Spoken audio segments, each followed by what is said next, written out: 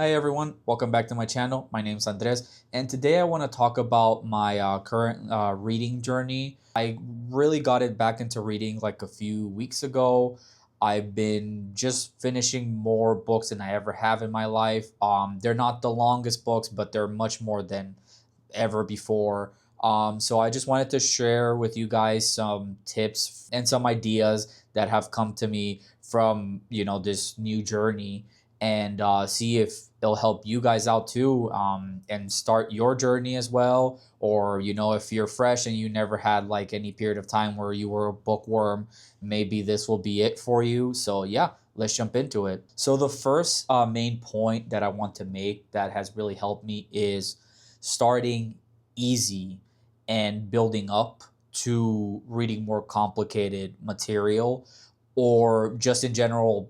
I would say the other way to look at it is read whatever you want to read rather than what you think you should be reading. So I would say my personal advice is to start by reading really short works of fiction or nonfiction, or even in my case, I didn't even start by reading books. I started by reading a manga called Blood on the Tracks, which I made a review of, just to get me into the mindset of like no audio, I guess, and video feedback, and just having to come to terms with just like scrolling through pages and getting back into it and having to sit and read. Um, but yeah, that would be my recommendation. Like, try maybe first a graphic novel, a manga.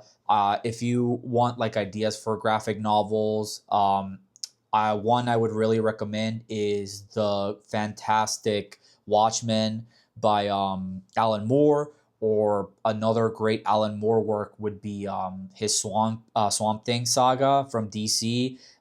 You don't really need much background knowledge, but it's a great graphic novel series. I think it's around 4 to 6 volumes. So not the longest, but you'll be thoroughly entertained and you'll be having a great time, and it's a very deep and meaningful work. So I personally love it, and it's my personal favorite graphic novel. But yeah, in my case, started with graphic novels, then moved on to reading. Currently, I've been reading much shorter novels. So I've gotten through around three Discworld novels, which are, if you haven't heard of, they're books by Terry Pratchett. They tend to be on the shorter end. They're comedy, absurdist, like fantasy books set in the same world, but they're kind of self contained for the most part. But I've read the first two, which are Color of Magic and The Light Fantastic. And I've also read Small Gods, which is one that's further along that people say is one of the better ones in the whole series. But yeah, those books, I mean, they tend to run fairly short, around 200 something pages. And in between of this series, I've been reading The Murderbot Diaries by Martha Wells, which I would personally, if you're into sci fi and you want to get back into reading, that would be a great starting point. All Systems Red is the first book in the series. It's like only 150 pages. The writing is very clear. The sci-fi world it's set in, it takes a lot of inspiration from other worlds. So if you watch any sci-fi movies, you'll get it very quickly. And her dialogue is really good. It's a really funny book as well, but still very meaningful. And there's a lot of action. It keeps you entertained the whole time. So that would be my personal recommendation if you're trying to get back into reading and you love sci-fi. Other books that I would personally recommend as like shorter, not too complex works that pack a lot of story in less book length is The Alchemist. That is a very popular, very famous book.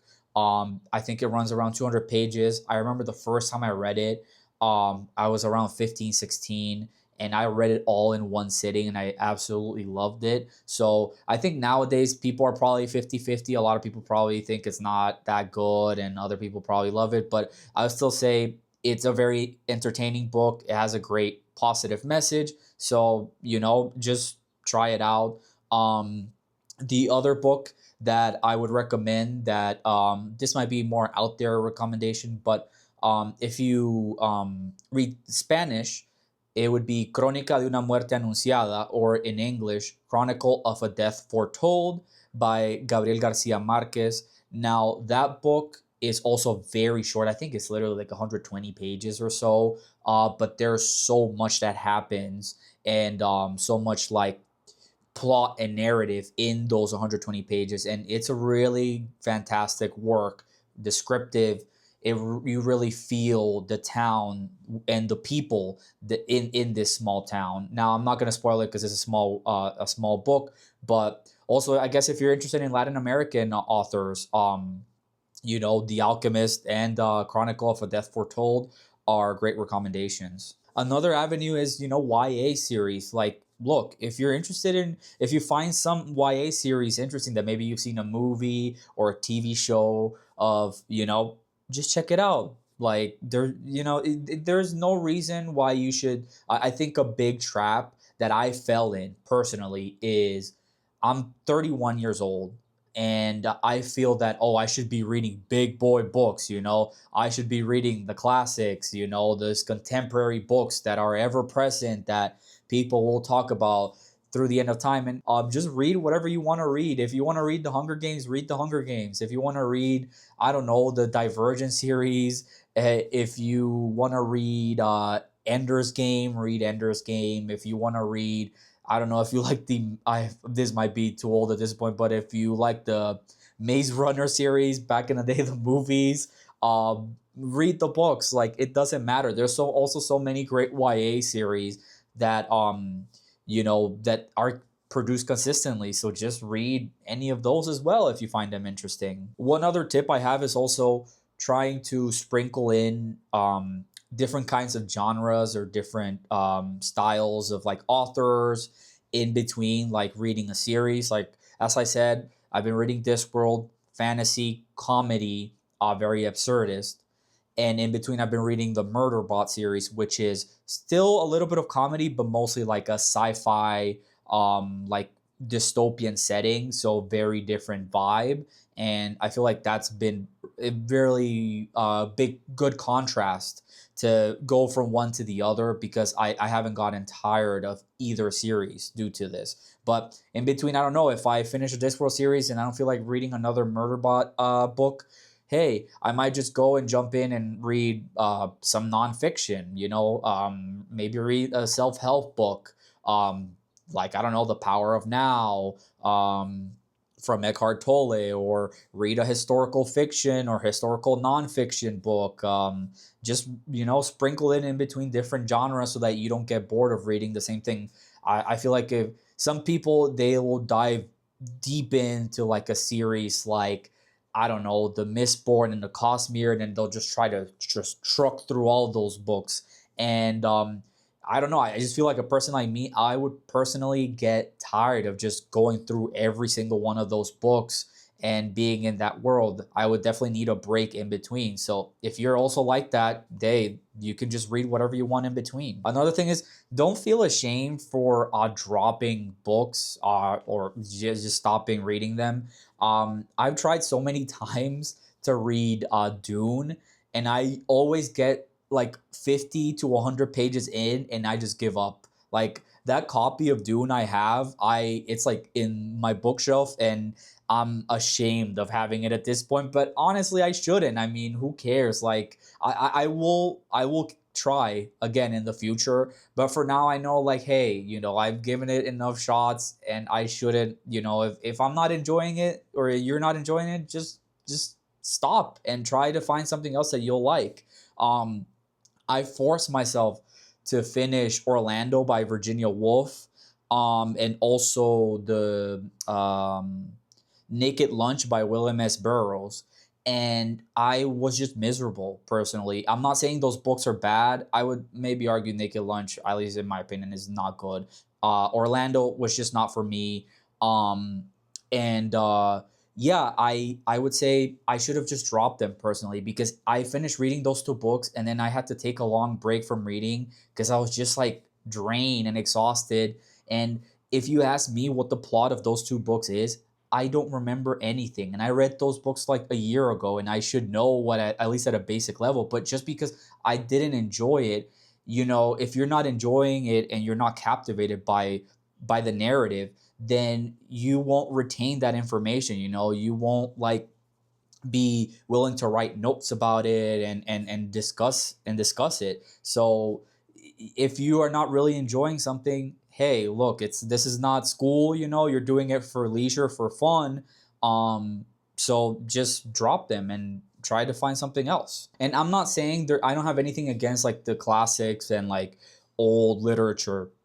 But if you're starting out and you've never, like, for in my case, I've never been an avid reader, maybe trying to read those books in the beginning, not the best choice. Maybe once I've read like many other books, I'll have more patience in me to try to digest those more complicated works where you have to try to analyze more carefully what is happening on every page so that you're getting the plot like fully. My second big point is find a routine and ritual to read. So in my case, I have an exercise bike at home and I try to use it every day. I'll use it for like 45 minutes. And before, I used to ride it for around 45 minutes and while watching TV or watching videos on my phone. Um, a few weeks ago, I decided, hey, what if I just put my Kindle on there and just put in my headphones, listen to some ambient, and just start reading. And I've been doing that, and it's worked out for me like wonderfully, honestly. Um, I don't go too heavy on the exercise bike, so I do it at a pace where I can still focus on the reading, and I have been able to enjoy those moments. And I find that time just flies by. Those 45 minutes, if I'm reading like something really good, they just go like it's nothing. When the ambient just adds to the environment. I personally listen to a song called The Milky Sea by Jeffrey Cantu Ledesma on Spotify. That will be like on loop, and it just transports me to the world I'm reading. But yeah, that's kind of like my ritual. um I know for most people it's hard to find like quiet places and quiet environments to read. Like there's never going to be an ideal situation. Even if you're at home, there might be noise from the outside. There might be TV from like, I don't know, other rooms in your house, like you live maybe with your parents or your partner or with roommates. But if you can invest on like good noise canceling headphones, just listen with noise cancellation on. Or I would say another good advice is to maybe add it to your morning routine or before bed routine. So like as soon as you wake up, maybe you make your cup of coffee and then you have your Kindle or your book right beside your coffee maker. You grab it, and then after a while it'll just become routine. It'll just become a habit. Or like just leave it right next to your nightstand and just grab it, and before you go to bed, just try to read. When it's at nighttime, usually it's the quietest. And there's an added bonus of if you're reading on a book or like an e-ink screen, it's much better for you and for your eyes than using your phone to watch videos or watch something before you go to bed. And then let's say in your case also, you might live like a really active life where you have to go from place to place. Maybe you work in an office setting or in like retail, and maybe you have to take the bus, take a train. Um, it might be hard in the beginning to try to read in public transportation or read like when you're taking breaks, but after a while you might find that you get better at it. So also, starting if you start with the easier literature, and practice makes perfect, and you'll have an easier time trying to absorb information in a like louder environment around you. But yeah, most times I'm reading. My other parts of my ritual are, I will take notes after I'm done reading for, I guess, that part of the day. I used to take notes while reading, but I found that distracted me and made me like not get as invested in the story. So now I will just take notes after I'm done reading. And I will either summarize parts of the story or just write out details that I thought were interesting about characters, or maybe some meaning I got from some scenes. just write it in my like Apple Notes app helps. And another thing, this might be controversial, especially with how consumers a lot of the TikTok stuff is, and I've fallen trap into it in the past. But nowadays, I try to, I don't get a physical copy of a book. I will get a digital copy and read it on my Kindle. And then if I finish the book and I really like it, then I will get a physical copy of it. So I don't know. I guess for me, it's more like a milestone getting that physical copy, like, oh, you finished it, so now you can add it to your bookshelf of books that you've read that you really like. I would probably compare it to keeping like your favorite albums or vinyls in some display, or I don't know, like your favorite video games, like physical copies of your favorite video games. So that's how I am thinking about it nowadays. Then my third and final major point is find outlets to talk about books. Now, I feel like reading should be in some ways a social act. I know that's kind of counterintuitive with actually reading, but I personally find that after I'm done reading a book, the first thing I want to do is talk about it. Whether it's through, you can do YouTube comments, Reddit communities, Discord communities from like genre, like Discord communities or Reddit communities or author specific ones. Um, I guess in my case, it's also nowadays making YouTube videos or TikToks just to talk about what I think about books and my opinions. I find these things to be helpful to keep me motivated in and keep making me want to read more and more. I feel like if you just read a book and then you shut it, you want to think about it, you want to explore those ideas, and you want to have other people to just like bounce off those ideas with and see if they agree or if they disagree with you.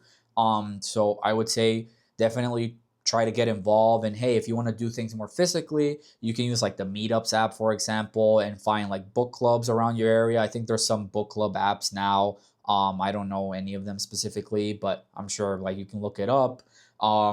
To try to find other people to talk about it with. So yeah, I guess a weird example I can give from my perspective is during high school and college, I used to be a huge soccer fan.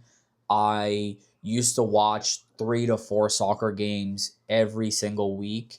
And once I graduated college and I moved and I started living alone, I just instantly just stopped watching soccer. Like after a while, like it just went away pretty quickly. And now looking back, I think the reason why is because back in high school and college, I would always watch these games with my friends. We would, when I was in college, I lived in a house with 3 other friends, and we would be in the living room and we would watch games from like the Premier League, from the La Liga, there's the Spanish league, and so on. And it was just a thing we did together. And it might be a weird comparison to make it with like reading, but it's just the fact that I had people to like talk about these games with. As soon as I didn't have these people anymore in my life physically, like I just felt no motivation to really,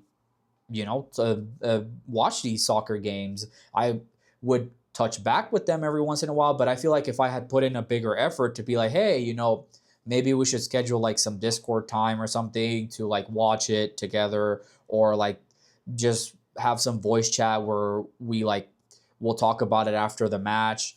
Then maybe I would have stuck around with more soccer. But yeah, communities always incentivize you to keep doing like a specific hobby. And it for reading, obviously, as I said, it's much different because I guess you could read with people around you, but most likely you won't. But yeah, you could find communities to discuss these books with later, and that will motivate you to keep on reading and to join more of the fandom if it's a specific series. But yeah, those are some tips I think would help anyone get back into reading. And yeah, let me know what's helped you get back into reading, what tips do you personally have that got you into reading longer series and more complicated works, or kept you motivated to read consistently and keep it as part of your daily or weekly routine? So yeah, thank you so much for watching. Bye.